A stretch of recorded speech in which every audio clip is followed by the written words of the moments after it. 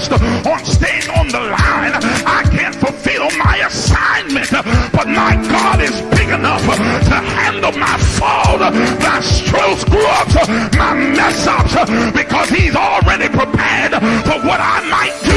He knows what I'm going to do before I do it, and he already made preparation for me before I get there.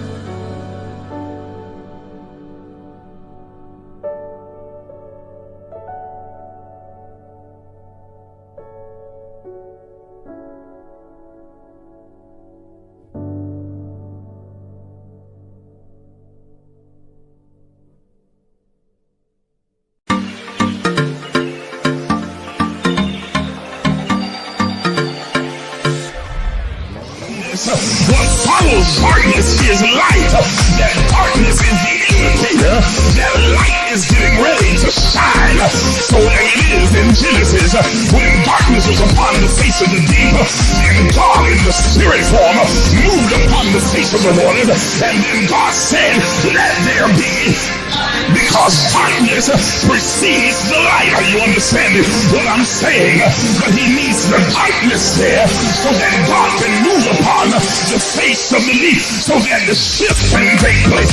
Let's look at your neighbor and tell your neighbor that shift take place in the darkness.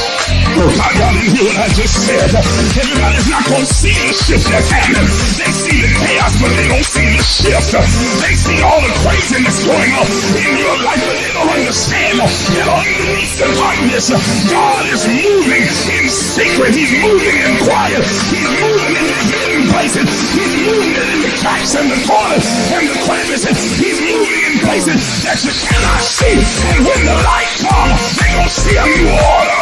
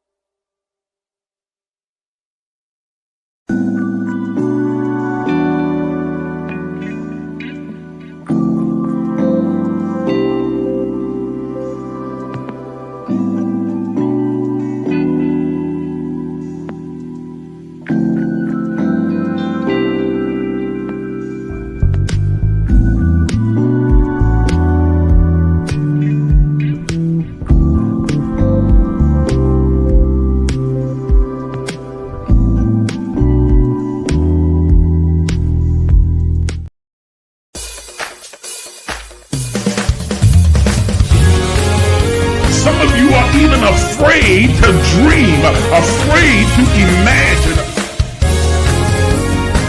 But I'm here to tell you that you are an infinite, limitless, boundless being. Are you willing to do what is necessary to have what you desire? Thank you for joining us. Please take a moment and like the Facebook page. Subscribe to the YouTube page and hit the notification bell so you'll be notified when we go live. If you are finding value in these enrichment sessions, please consider supporting this page financially. Your donations allow us to continue to provide spiritual enlightenment self-exploration, and kingdom knowledge. Also consider becoming a partner because partnerships have this privilege. As a partner, you'll be able to attend our annual Partners Only Summer Summit, join us for our 6 a.m. virtual daily guided meditation sessions, weekly advanced empowerment sessions, regular prophetic insights and instructions, 30% discount on all Emerge books and merchandise, and a custom Emerge t-shirt. You'll also gain full access to the private Emerge Movement community page as well as group chats. Once again, thank you for watching. And good morning. Welcome to all of you that are joining us and here for this Emerge Empowerment Session. I'm your host, Isaac J.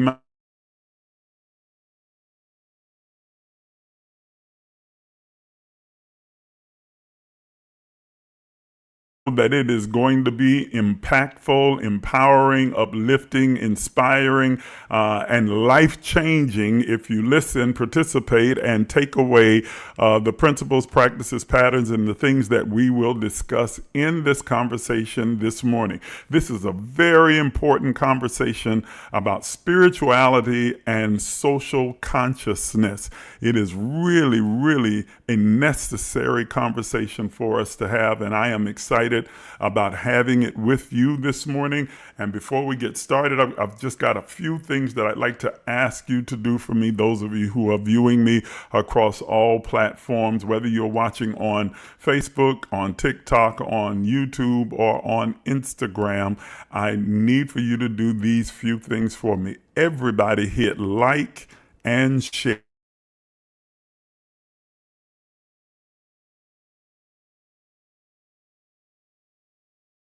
Your cousins, your mom and them, your sister and them, everybody. Okay, lottie dottie, every doggone body. Invite them to come and be a part of the conversation. And then I need you to also engage with this live. I want your participation, especially today with such an important topic that we're having this morning. I really want to hear what your thoughts are. I want to get your input. I'll put as many of them on the screen as I possibly can and address any questions that you might have concerning this particular conversation topic. But I really need you to engage and help us to be able to have a more robust conversation amongst ourselves and to also push this live out further to reach a larger audience as the algorithm picks up that engagement. And then finally, please, ladies and gentlemen, I need for you to remain respectful. Not everybody is going to agree or think with the same way that you think about this particular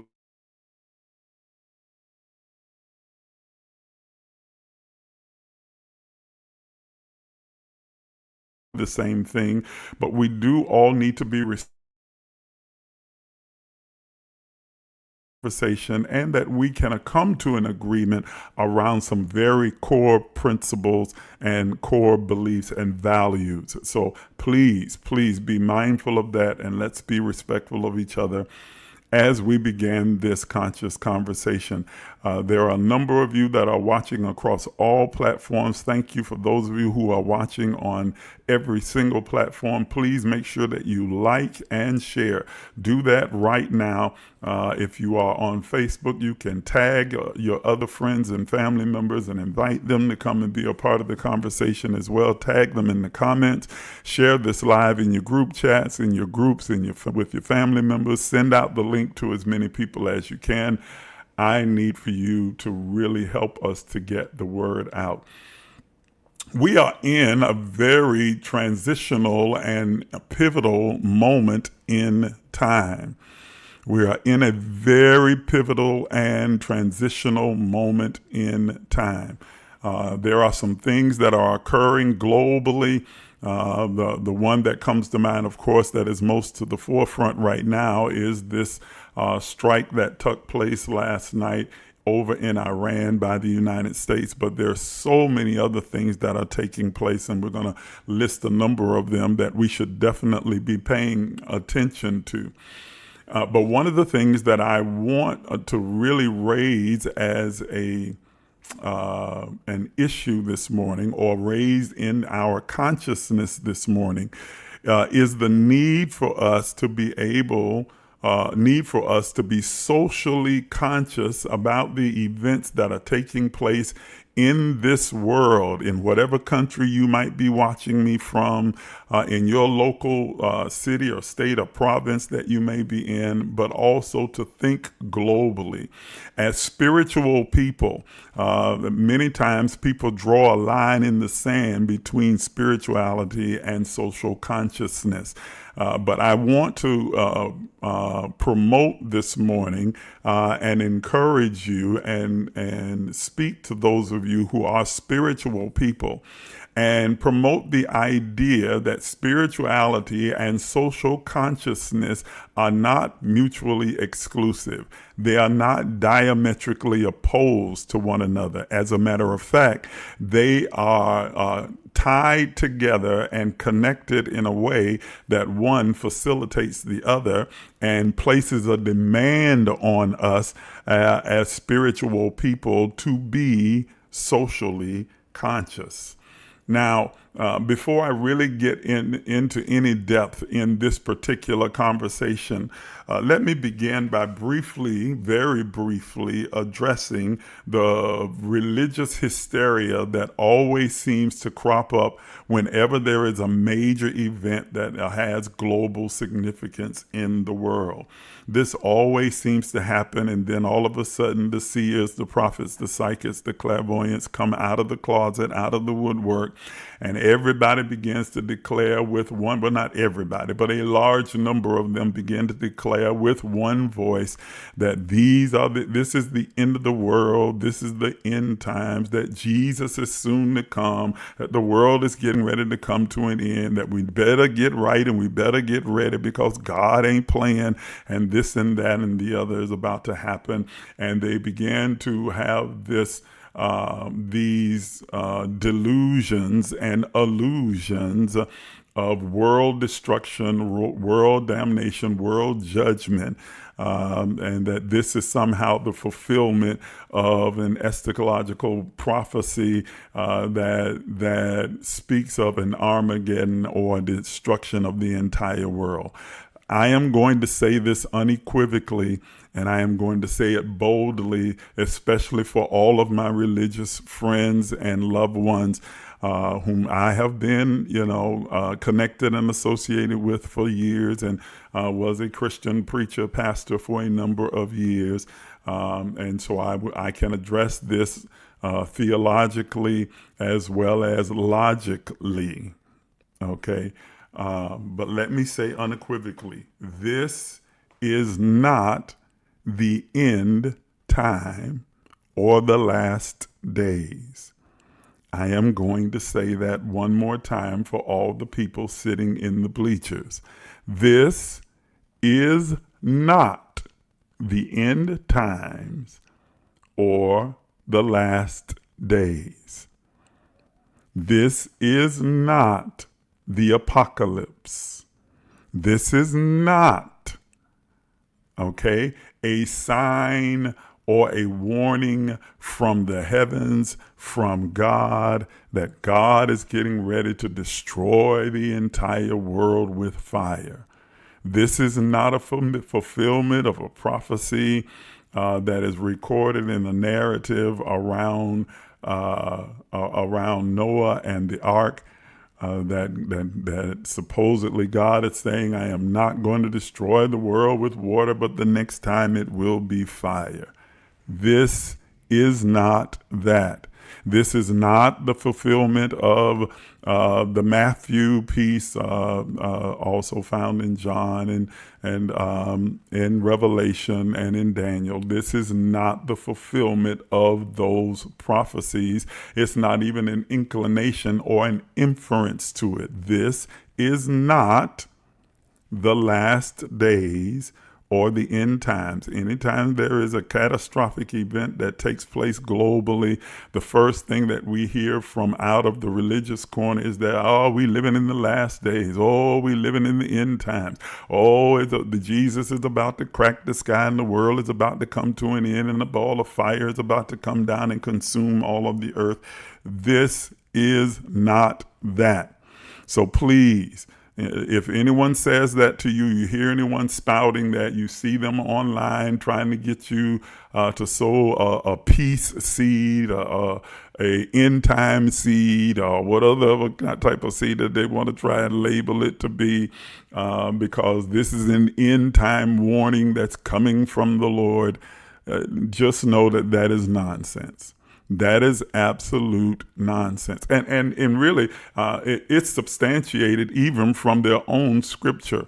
The scripture reads, and I wrote this one down because I wanted to specifically use it, and I'm not going to spend a lot of time here unpacking the eschatology and the theology behind the whole idea of the end times and the last days and how it's been misinterpreted and how it's being misused and abused within religious circles.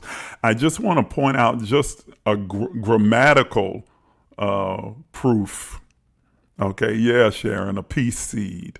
Okay, I want to just show you a grammatical proof from the very text that you are basing your particular beliefs upon when you start talking about wars and rumors of wars, and you start talking about all of these different things that are taking place in the earth. In Matthew chapter 24, here is what the text reads. I want you to listen to it. And you shall hear of wars and rumors of wars. See that you be not troubled. Listen to what the text says. You shall hear of wars and rumors of wars. See that you be not troubled. Don't get upset. Don't get all bent out of shape. Don't be afraid. Don't become all discombobulated. Then he goes further and says, for all these things must come to pass. All of these things have to materialize, have to unfold, and I could get into why they have to unfold and why they are our eventuality and why we're experiencing this reality. But that's not my assignment this morning. He says, listen, this next part is what's very major, very key. And you shall hear wars and rumors of wars. See that you be not troubled, for all these things must come to pass. But the word but says, I'm about to say something that is going to address what I just said prior to and will wipe out your fears. He says, but the end is not yet. Did you hear that? This is not the end times. The end is not yet. You'll hear wars and rumors of wars, but don't get upset and don't get troubled and don't start predicting, this catastrophic, apocalyptic end and destruction of the entire world. He says, because the end is not yet. I need everybody watching me across every platform to write in the comments right now, this is not the end. Just write it in the comments so that those who come along and watch this live later on will be alerted to this one fact. This is not the end. Make sure you capitalize the word not. This is not the end. Stop worrying, stop fretting, stop being fearful, stop running around here like your hair and your hair is on fire, like everything is going crazy, that the world is coming to an end, that the devil is busy, that mythological creature that you've created in order to manipulate and control people, that this is not the end. Let me finish reading the text. Let me finish it.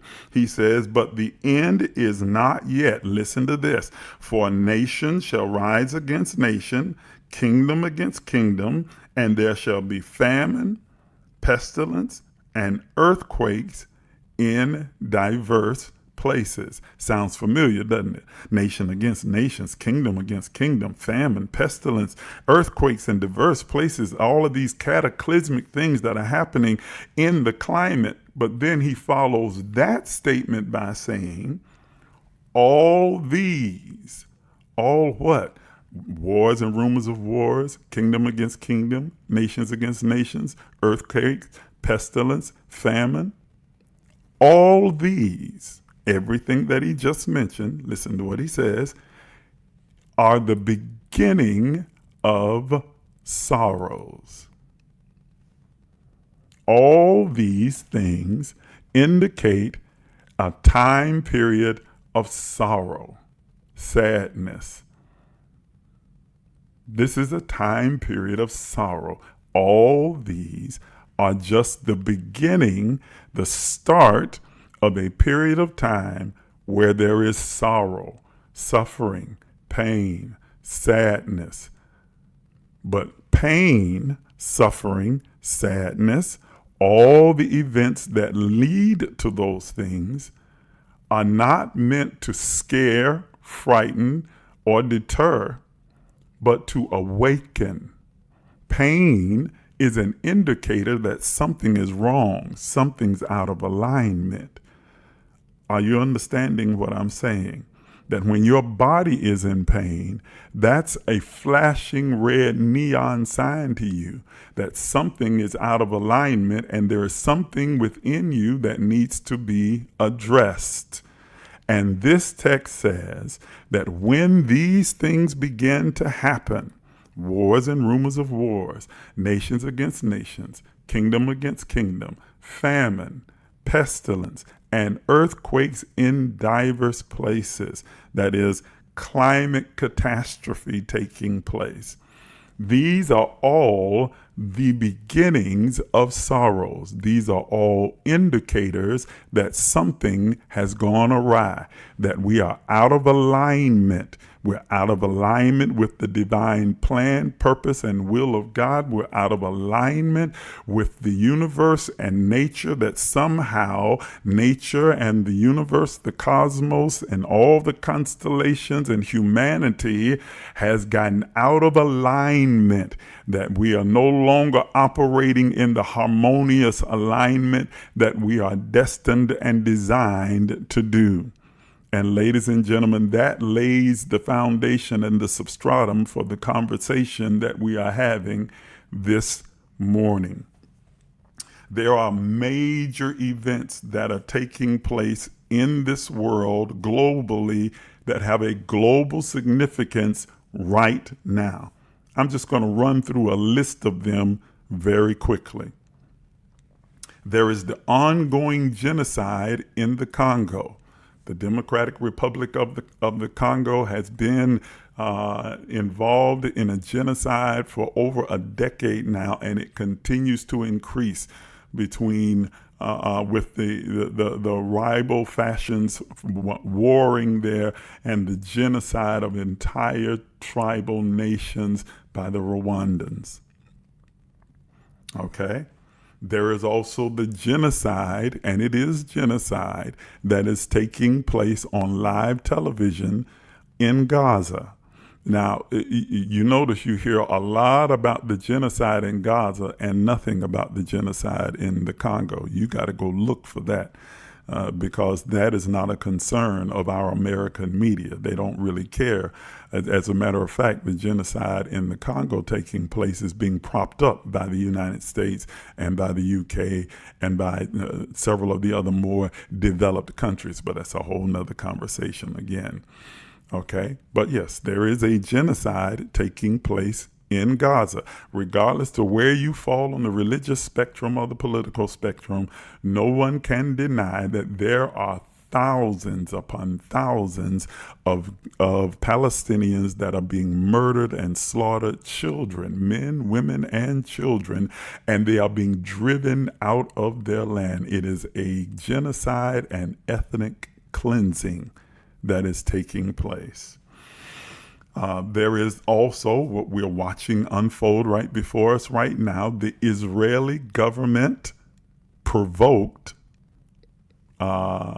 attack on Iran by the U.S. Because please understand, if you have been watching and paying attention to what's unfolding on the in the news and on the political stage, that the United States launched this particular attack on Iran because they were provoked to do so by the Israeli government. Benjamin Netanyahu is a very shrewd man, and he launched an attack on Iran to provoke the United States to get involved because he knew he had a useful idiot in Donald Trump. And if you are a Trump supporter, you may get offended by what I said. Oh, well, if you're offended by facts, I don't know what to tell you. Okay? Donald Trump is probably, if not the most stupid president that we've ever had, he is certainly in the top 2, 3, maybe. Okay. I think he's number 1. And so he's easily provoked and easily manipulated. And Netanyahu has done a masterful job in provoking and manipulating our president and causing us now to launch this attack against supposed nuclear sites where they were creating or making nuclear weapons, which there's absolutely no indication from any of the intelligence bureaus that is the truth. Okay? There is the rise of an authoritarian dictator, Donald Trump, again, to the office of president for the first time in United States history. Now, please understand that the United States is only about 7% of the entire population of the world. Only about 7%, a very small percentage. We have an outsized level of influence and power because of our positioning and because of colonization and some of the other things that we've done in our history, but that's a whole nother conversation as well. But we're only about 7% of the entire population of the world. Yet, for this country now to have the level of influence that it has and to have allowed ourselves to fall to the position where we have allowed an authoritarian, narcissistic, idiotic fool to rise to power and really put himself forth as a dictator has global significance. How do you get it to share to your page? You just hit the share button and then share it. It's public, so all you got to do is hit share and then post, and it will be posted on your page right now. Okay, Sharon? Then we also have the normalization, not only in this country, but around the world, the normalization of racism, bigotry, hatred, even genocide and ethnic cleansing. It has become almost normalized. No one's really outraged or upset about it or anything. That you have world leaders who are actually making excuses for the kind of hatred, bigotry, racism, systemic racism, and genocide that's taking place around the world. We have the fragility of freedom that has global significance. We see it happening in the United States, where our freedoms are being trampled upon and taken away, where they are deporting U.S. citizens, where they are saying that as a U.S. citizen, you still have no rights and that we can take away your citizenship. But we're also seeing it in Russia, where it's been present in Russia, in Japan, in China, in Turkey. It's been there for a very long time as well. And other authoritarian countries, but it is significant that it is happening in one of the world's leading democracies, or at least supposed democracies, here in the United States, where people's rights are being stripped away. And mind you, to my African American brothers and sisters here in the United States who have decided that we're just going to sit this one out, we cannot afford to sit this out, because trust me, the real target is always us. They may start with immigrants, but trust me, the real target is always us. I want to keep going. We have also the continuing rise of disinformation. One of the tragedies of social media and the evolving technologies that are taking place around the world, and specifically here in the United States, is that rather than them being used for good, they are being used for a lot of evil and bad. Now, I'm not anti-technology because I'm using technology and it's useful, it's necessary. But just as there are so many technological advances that are beneficial to the world, there are those who choose to take it and abuse it. And so the rise of AI and Chat GPT and social media has led to a rise in disinformation. And so many people are uninformed or misinformed because they get their news from social media. Or, unfortunately, I have to say, the mainstream media as well. ABC, CBS, NBC, MSNBC, CNN, and of course, I hesitate to even say Fox because that's not news, it's just propaganda. At least the others halfway try every now and then to give you actual news, but Fox is just 100% propaganda all the time. It is state TV. In service to a particular party and a particular president at this particular time. Okay. And so there is so much misinformation that's being put out there that if you don't take the time to actually do real research, then you will find yourself following behind and believing a lie and promoting a lie and believing that it's actually the truth. One of the pillars of setting up a dictatorial authoritarian society is to give rise to disinformation.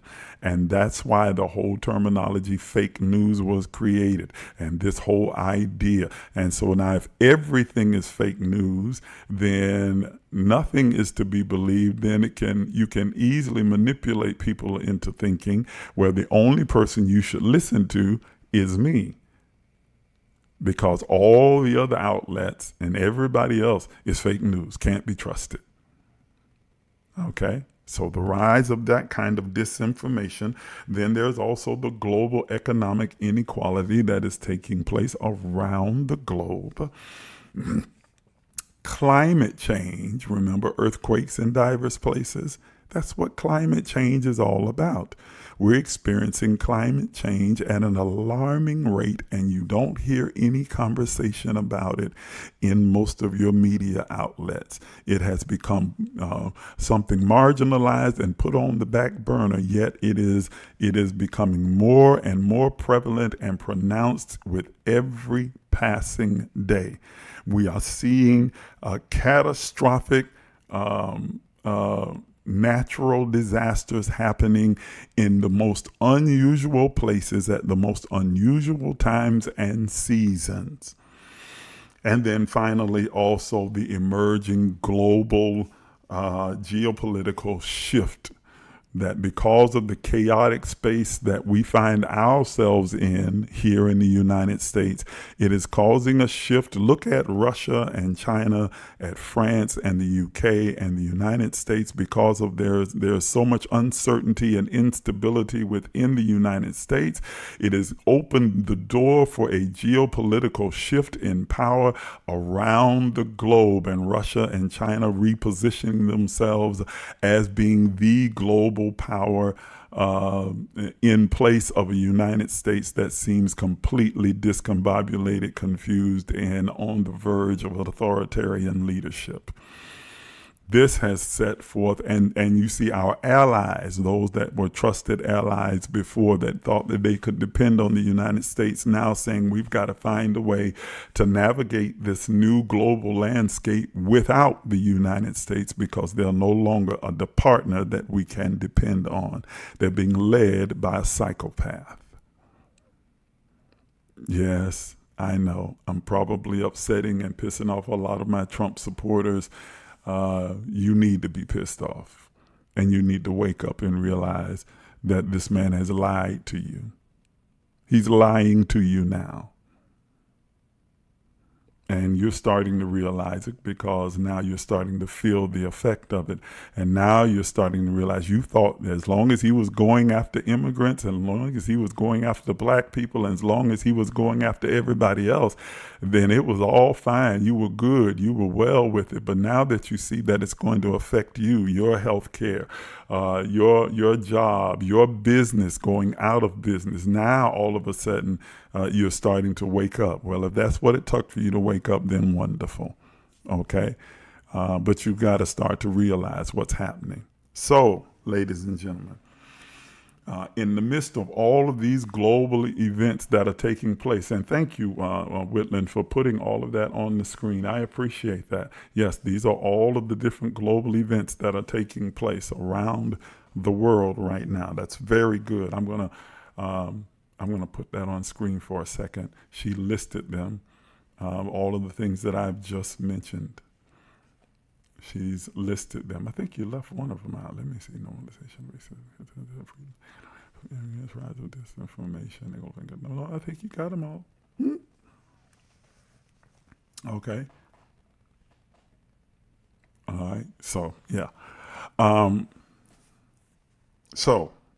Yet here we are in this moment with all of these things happening, and yet the religious world, and let me say specifically the church world, the Christian world, chooses to focus on the mundane and the minuscule and ministerial mendacity of so-called prophets who major on the minors and minor on the majors. That's what the religious world is focused on. That's why at this moment, when this event takes place with the attack in Iran and us going to war, all of these so-called prophets, again, the ministerial mendacity of these so-called prophets come out and begin to lie like they're hearing something from God, hearing something from the Lord, getting a vision, but what they're really doing is taking advantage of a moment to be able to manipulate people and try and get a seed or an offering out of them, rather than actually prophesying or speaking from the mind of God and the view and perspective of God about what's unfolding and what we as a society, a global community, can do. Ladies and gentlemen, this is not the time for a hyperbolic, vitriolic, ridiculous, asinine propaganda and religious rhetoric to come flying over the pulpits and over our airways and on our internet and on social media. Every time you see one of these guys on air right now, eat a mosquito, coming on a Honda, coming in a Chevrolet, the Lord is showing me the fire falling and that this is the end. Turn them off. Turn them off immediately. Don't debate with them. Don't argue with them. Don't engage with them. They want you to engage, even if that engagement is negative, because it pushes them out further in the algorithm and gets them a larger audience. Just scroll past them. Turn them off. Block them. Don't waste your time having a conversation with them about it at all. Just know that you're being conned. You're being lied to. You're being taken advantage of. You're being played by the oldest con game, by some of the oldest con men and women in the world, who are running that same old game, that the end is near, that Jesus is coming tomorrow, that everything's going to come to a cataclysmic end, and that you need to connect with them to somehow save yourself from this untoward generation. And that if you don't hurry and get your life together and get full of the Holy Ghost, you're going to be lost, and that you're going to end up in this eternal torture chamber with a supervisor named Satan that's going to torture you for the rest of your life. All of it is a lie and nonsense. It is a deliberate misinterpretation of the reality that we find ourselves in. Remember that this is the beginning of sorrows, the beginning of pain. This is our painful indicator that something is out of alignment, that humanity is out of alignment with the divine, that we have forgotten ourselves, forgotten who we are, what we are, and why we are here, and that we are the only ones who can fix it. Nobody's coming to rescue us. There are no angels that are going to come down and fix the problems. Even the ancestors are not going to fix. Angels are there to assist and ancestors are there to guide. But if there's going to be a shift and a change in the global community, it is going to be because humanity rises up and begins to realize its own divinity and do the things that are necessary to bring about a change. In other words, in the words of Michael Jackson, we start with the man in the mirror. And if we're going to make the world a better place, we got to look in the mirror and start with ourselves and make a change. Okay? This is the launch of the conversation I want to have with you this morning, because spirituality and social consciousness are not mutually exclusive. They are not diametrically opposed to each other, because they both emerge from the same foundational principle. That is, the recognition of our interconnectedness with each other. Let me say that again. That is the interconnectedness, the oneness of all humanity, the interconnectedness that we have with each other. You see, spirituality at its core is about connection with God and connection with each other. It's about a realization and a recognition of our oneness with God and with all of humanity, and renouncing the illusion of separation. Let me stay there for a moment. It is the illusion of separation that is the substratum, foundation, and the catalyst for every single war, for racism, for xenophobia, homophobia, for every malady that we experience throughout the global community. It is all a product of the illusion of separation. The illusion that we are somehow separated from God and separated from each other. And I am deliberately having this conversation at a very low tone, speaking in low tones, because I don't want to get hype and I don't want to get excited. I want you to think. I want you to engage your logical mind. It is the illusion of separation that is promoted by the church, promoted by religion, promoted by government, promoted by society, promoted by culture, that is at the root of all of the world's ills that we find ourselves in. It is the idea that, number one, we are separated from God, that the only way to be connected to God is through the portal of some particular religious ideology. And so we have the rise of all of these religions who initially, all of them at their genesis, all of them when they began, were done so with well intent, that is to help people facilitate their reconnecting, remembering their own divinity and connecting with God in them. They morphed and became warped into what they are today, which are vehicles of manipulation and control.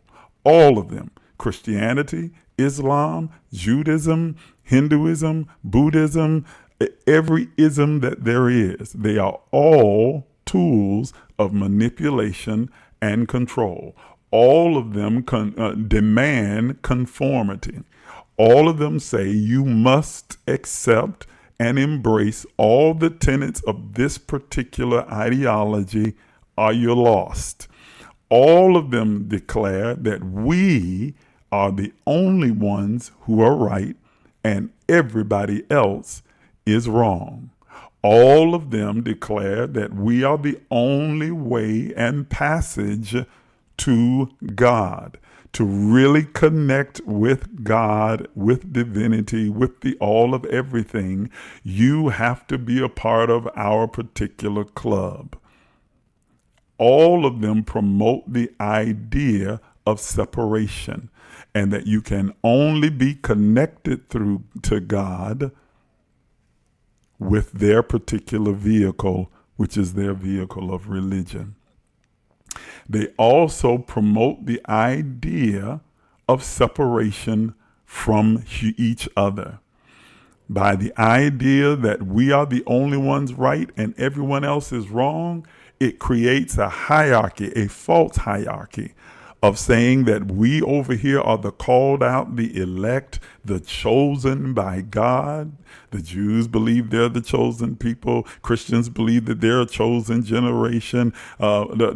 Islam, the Muslims believe that they're chosen. Everyone believes we're chosen and nobody else is. And unless you convert to us, then you're not chosen. So therefore, hierarchically, we are above you and you are beneath us. That disconnect where humanity is concerned, and that there is this separation between us, the saved and the unsaved, the righteous and the unrighteous, the holy and the unholy, the good and the bad, the pure and the wicked. Are you hearing what I'm saying? Okay, and so it creates the illusion of separation from God and separation from each other. It's not only promoted by religion, but it's promoted by social media, by our mainstream media. It is promoted by our societies and government. The idea behind white supremacy is the idea that somehow whiteness is elevated above every other nationality and every other race, which is a social construct in the first place. Race is really a social construct. But every other type of human being, it creates the illusion of separation. This is what was used to justify slavery, that because we are better, white people believed, we are elevated, we are chosen, we are like God, and these other savages are meant to be here to serve us. And so it's easy to view another human being as cattle when you don't think that they are like you, that you are somehow separated and elevated above them. It's easy to think of homosexuals as an abomination because you think that somehow you are separated from them and elevated above them. It is easy for you to think of any person who speaks a different language or comes from a different cultural background to be less than you, because the government and society around us promotes this idea that as an American you are better than, or as a Jewish person you are better than, or as a Frenchman you are better than, or as a Englishman you are better than, or whatever your particular country of origin is, that you live in the best country in the world and that no one can compare to you, and you are so much better than all the people around you. Do you understand? Can you see?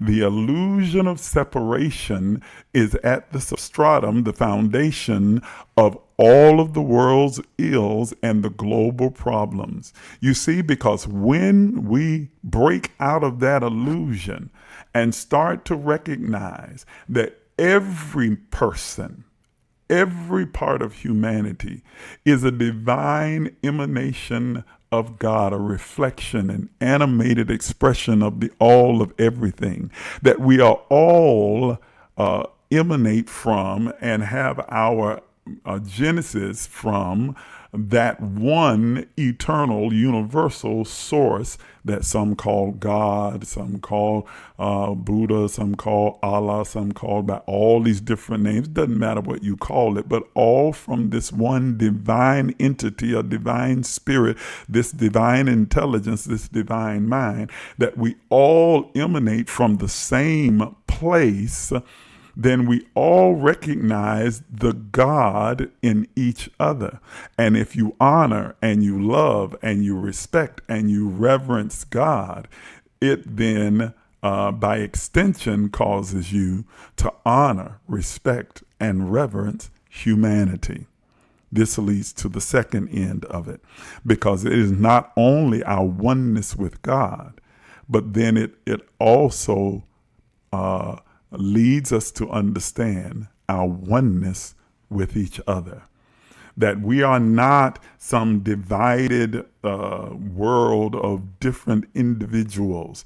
That while each of us are a unique divine expression of God, we are all the culmination of one soul, divided into all of these unique experiences and expressions, but still intertwined and connected with each other. You see, you never really meet anyone new. You are only meeting a different version of you, a different expression of your divine being. You're not meeting anyone foreign or someone unknown to you. Unknown consciously, yes, but spiritually at a soul level, you feel that connection, that oneness, when you recognize that we all emanate from the same place. It is in our illusion and delusion of separation that we find it easy to abuse and mistreat. Imagine this as an illustration. You meet a person that's a perfect stranger, and this person is someone that you make a connection with, build a friendship with, and then from that connection, something occurs to throw that friendship into doubt, create some kind of chaos or animus in the relationship. So you separate. But then along the way, you find out through a series of events that this person is your birth brother or sister. All of a sudden, that relationship takes on a new meaning. And even though there is that animus there, you now start to feel a connection just by the information that this person is connected to you by blood.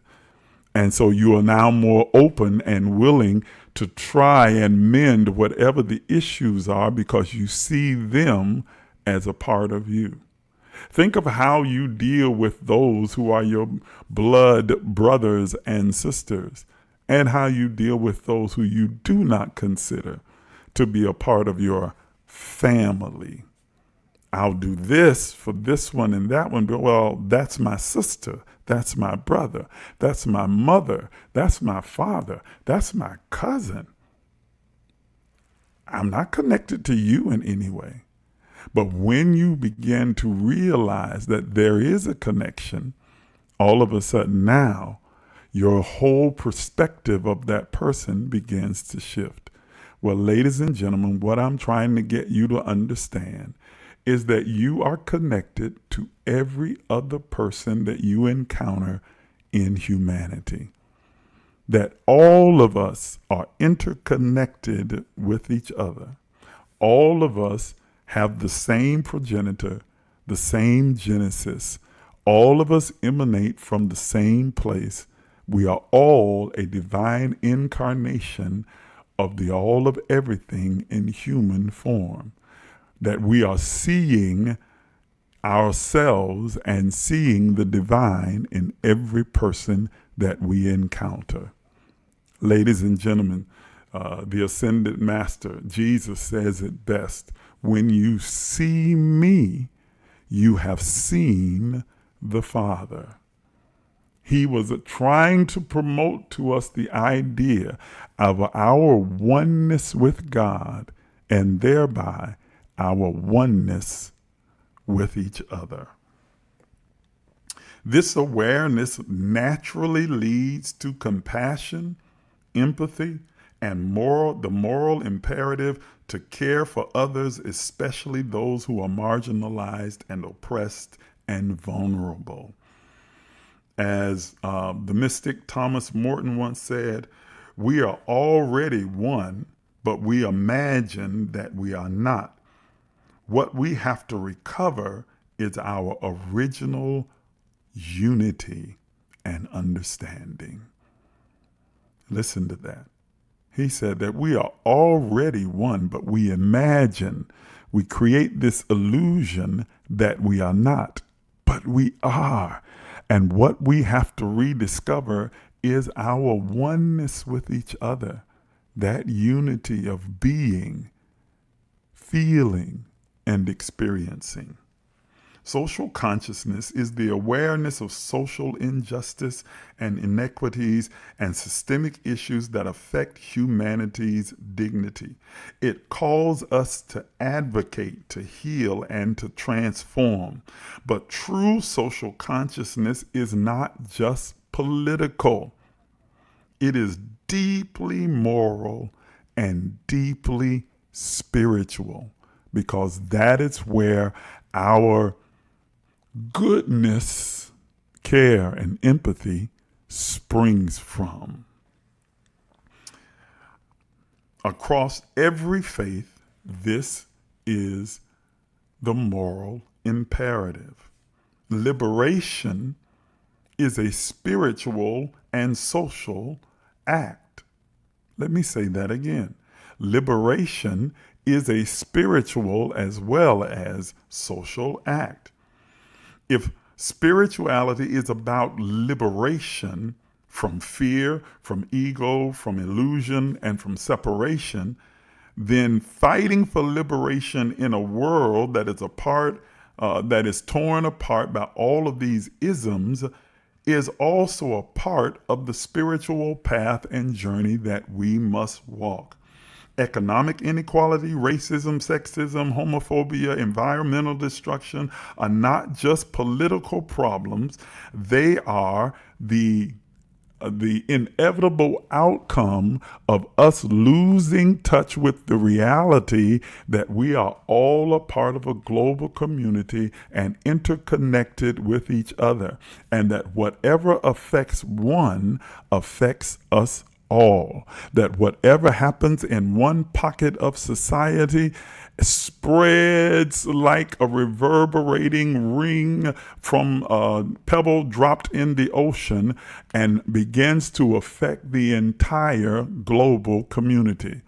Regardless of the nationalistic ideology being promoted in the United States and in other countries right now, the truth is we do not live in an isolationist reality. We are not on an island, and what affects the United States affects the world, and what affects Russia, and what affects China, and what affects every other country, what affects Rwanda, what affects Congo, what affects South Africa, what affects Nigeria, what affects every part of the world has an effect on the entirety of the world, because we are all intertwined and interconnected. We can't afford to look at what's unfolding in the African countries and say that that has no effect on me, or what's happening in Japan or China and say, well, that doesn't really concern me. I'm not really worried about that. While you might turn a blind eye to it, it has a definite effect on your life and your reality. You cannot ignore what's happening in the United States because it's happening to a particular pocket or a particular culture or a particular race in this country and think that it does not really affect me. It absolutely, positively does. Because what affects one affects us all. Are you understanding? Justice is what love looks like when it moves in public. Dr. West, Cornel West, said that. And I have some serious issues with his current political mindset and stance about things, but it does not take away from the fact that he is an icon of intelligence and insight. And I remember him saying once that justice is what love looks like in public. It's what love does, how it happens. There is Cassandra, there is a ripple effect of everything that takes place with all of humanity that goes across the entirety of the global society. Okay? Spirituality without social consciousness becomes escapism and apathy. It becomes a toxic reality that we're all forced to live in.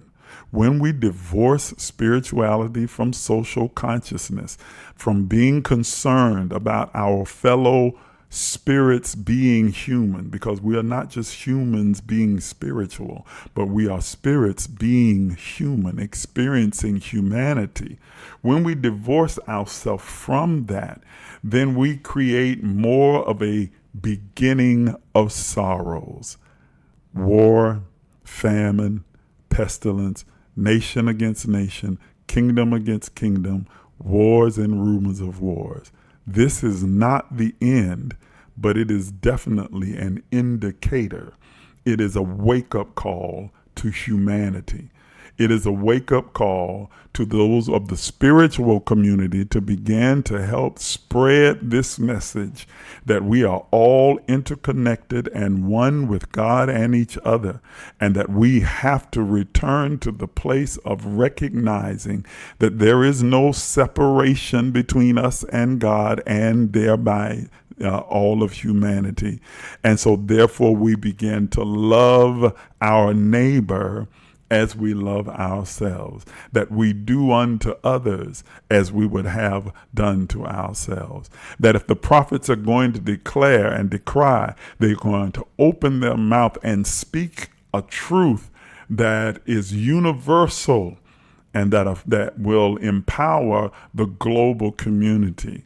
Not trying to raise funds or to manipulate and control or to isolate their particular religious ideology and say that we're the only ones right. You need to get right with Jesus. You need to get right with this, that, or the other and follow these rules or you're going to be lost. Where are the prophets that are speaking to the real issues that are taking place in this world right now? Where are those clarion voices that are speaking clearly, logically, intelligently, spiritually to the reality that we are living in this moment? Where are those prophetic alchemists that can show us the way, how we take all of this what feels like dark, negative energy and transmute it into form that serves the global community?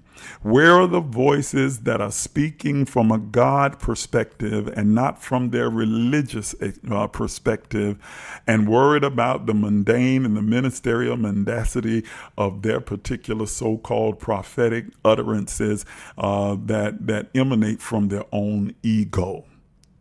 Where are those voices? Where are those who are looking through the eye of God and seeing panoramically all that is unfolding in our present and those things that are happening in what we call future and what have taken place in past, and seeing the simultaneous nature of it all of it leading us to a place of returning to our divinity and our oneness with God and with each other? There are very few voices that understand these times that are taking place, at least very few that I've encountered and that I've heard, that have become prominent voices now. But there are some that are out there that are sounding the alarm and speaking and giving a clarion call to all humanity, not just those who ascribe to their particular religious ilk, but who are speaking clearly, cogently, to the real issues that are at hand. If we want to solve society's problem, it begins by eradicating the illusion of separation. It begins by understanding that we are all interconnected and tied to each other. It begins by understanding that what affects one affects all. It begins by understanding that you can no longer turn a blind eye to those things that you think erroneously have no real effect on you. I'm not going to get involved in politics. I'm not going to get involved with voting. I'm not going to get involved in geopolitical systems. I'm not going to get involved with what's happening around in the global community because that ain't got nothing to do with me. Yes, it absolutely does. And you cannot be a spiritual being, and certainly not a prophetic or seer or clairvoyant or psychic voice in this moment and not be tuned in to what is unfolding around you and catching the cues, the universal cues that the Spirit of God, the universe, is bringing to the surface, that is sounding an alarm that we are out of alignment. Ladies and gentlemen, we live in a global community that is out of step and out of alignment with the divine, with the divinity that rests in all of humanity.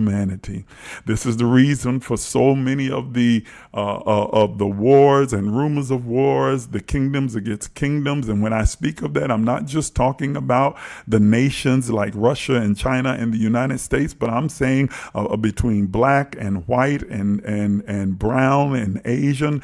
I'm saying between religions and philosophers. I'm saying even down to the individual, the types of conflict that you are experiencing within yourself, between your conscious mind, your emotions, your feelings. Many of you are experiencing an uproar and wars and rumors of wars and nations against nations, ethnics against ethnic, inside of yourself. Internally, you are at war with your own mind, your own feelings, your own tendencies, your own desires. You are at war with yourself, trying to war with the shadow part of your being that seemingly wants to drag you to an abyss of confusion, rather than embracing the totality of who you are, and that the shadow self is a part of who you are, thereby integrating that shadow into your light and becoming one complete and whole individual. These are the beginning of sorrows. These are the indicators that we are out of alignment. This is the flashing neon sign, red alarm to all of humanity that it is time for us to return to love, to return to spirituality, to return to an understanding of our oneness so that we can truly be unified and begin to create a different world and a different society. Are you understanding what I'm saying? That's the totality of what I wanted to say to you this morning, the conversation. Okay? It's like I said, not a lot of yelling and hyping and ikando shanda, de. Okay? But just a clarity of the clarion call that is going out in all of humanity from the universe, from God itself, that we return to our place. I'm having a hard time with this puzzle. There it is. Okay. Have to do that over on TikTok. To return to our place as an integrated society. Okay? All of the narratives and the stories, I wish I had time to really get into it, that are outlined in the Bible, in the Quran, in the Bhagavad Gita, in the book of Tao. All of them lead us back to these basic principles, practices, and patterns that remind us of our oneness with God and our oneness with each other. So I don't want you to see your brother or sister as the enemy. I want you to see them as a different expression of your divinity, a different version of you. Different experiences, different mindset, different outlook, different perception, but the same spirit. And then handle them in that manner.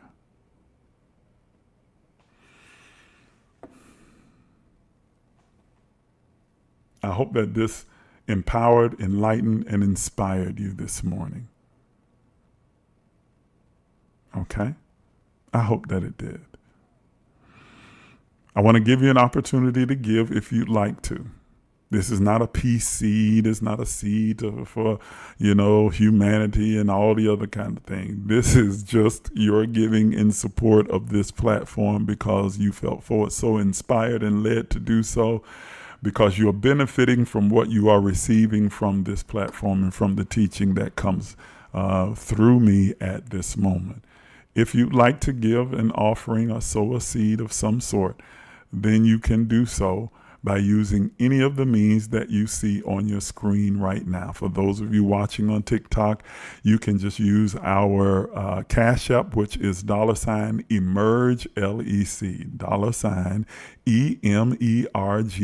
$emergelec.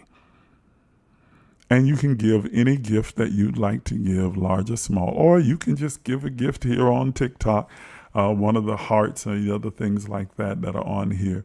That contributes like 25 cents or 35 cents or something like that, something small.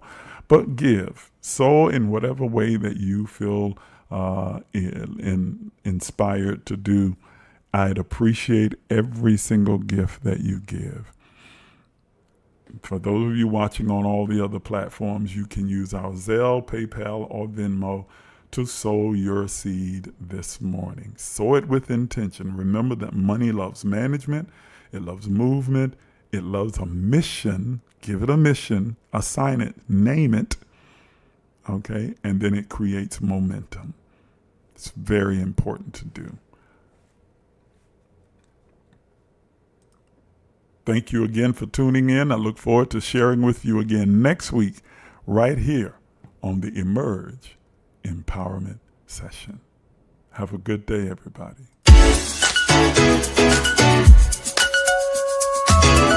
Some of you are even afraid to dream, afraid to imagine. But I'm here to tell you that you are an infinite, limitless, boundless being. Are you willing to do what is necessary to have what you desire? You've been listening to Apostle Isaac Miles, the disruptive innovator, a mentor, an author, a motivational speaker, an entrepreneur, and the founder and spiritual director at emergelec Life Enrichment Center. Please take a minute to subscribe, like, and share this page. If you'd like to become a partner, you can do so by emailing us at emerge.lifecenter@gmail.com. Again, that's emerge.lifecenter@gmail.com. Once again, thank you for watching.